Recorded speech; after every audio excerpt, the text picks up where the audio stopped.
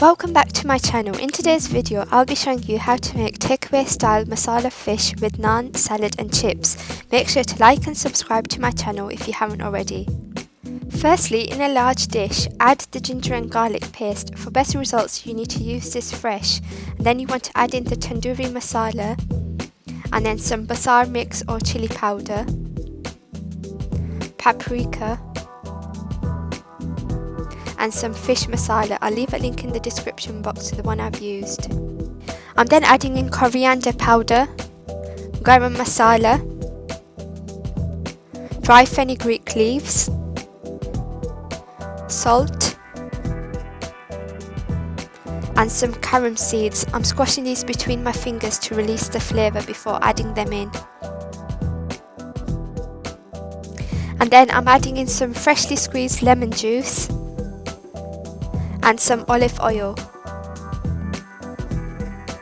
And then you want to mix all these ingredients together into a paste. The amount of paste I've made here is enough for about 500 grams of fish, so you can either half or double this according to how much fish you're going to use. I'm using 4 cod fillets for this recipe, which came to around 500 grams. I've already washed these with lemon juice and vinegar and then left them to drain to get any excess water off. The lemon juice and vinegar will help to get rid of any odour from the fish. You then want to rub the paste we made on each fillet. Make sure to coat both sides. Rub the paste in really well as you want the spices to stick into the fish, which will enhance the flavour. For this recipe I've used cod fillets, but you can use any other white fish also.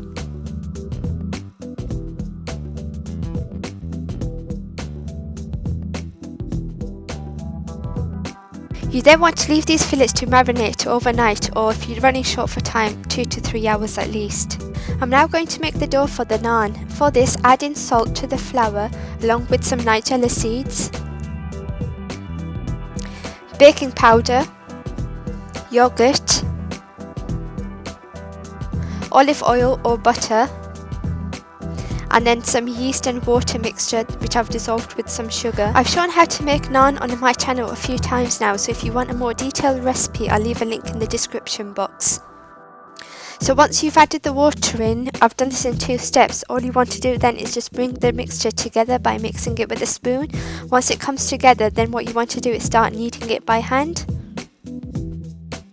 As you're kneading the dough with your hand, what you then want to do is use your hand to scrape down the mixture from the sides of the bowl and the bottom. This will help bring the dough together.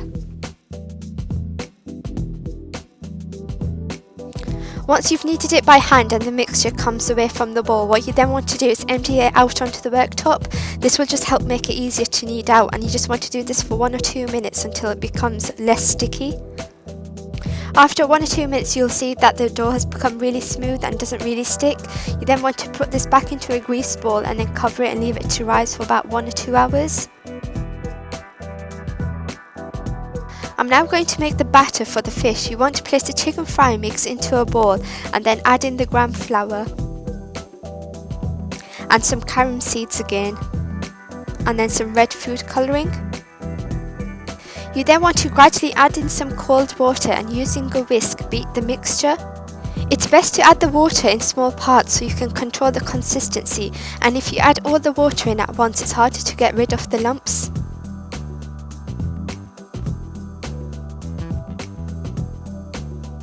The fish batter shouldn't be too thick or too runny. As you can see from here, when I'm dropping it from the spoon, it is still quite thick but not too runny either.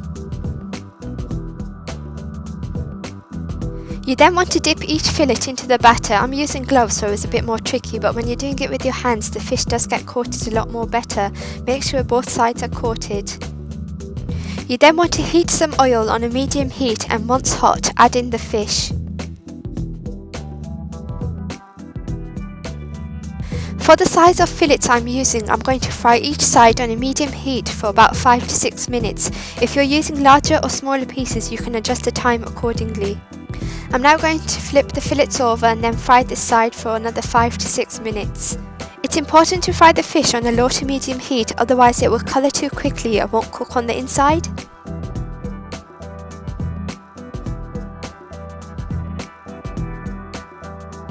After about 10 to 12 minutes, I'm then going to take the fillets out and leave them to dry on some kitchen paper.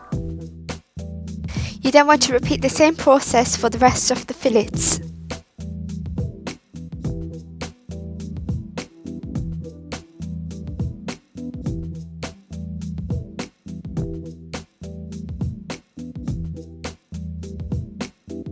I'm now rolling out the dough for the naan. You can make whichever size you like, just make sure you don't roll them out too thin. You then want to place the naan onto a skillet or pan and cook onto a high heat. After around 20-30 seconds you'll begin to see a lot of bubbles appear. You then want to check the bottom is cooked and then transfer the naan onto a tray under a preheated high heat grill. You then want to cook the top until it's fluffy and brown. You will need to take the tray out and move the naan around to give it an even colour. The naan will look like this when done. You then want to apply some butter to keep it soft and keep it warm in some foil. There are a few other methods to make these naans which I have shown on my channel before, so if you check out the link in the description box you can try some other ways. I've also cut up some potatoes and now frying some chips. You can also use frozen chips, it doesn't really matter.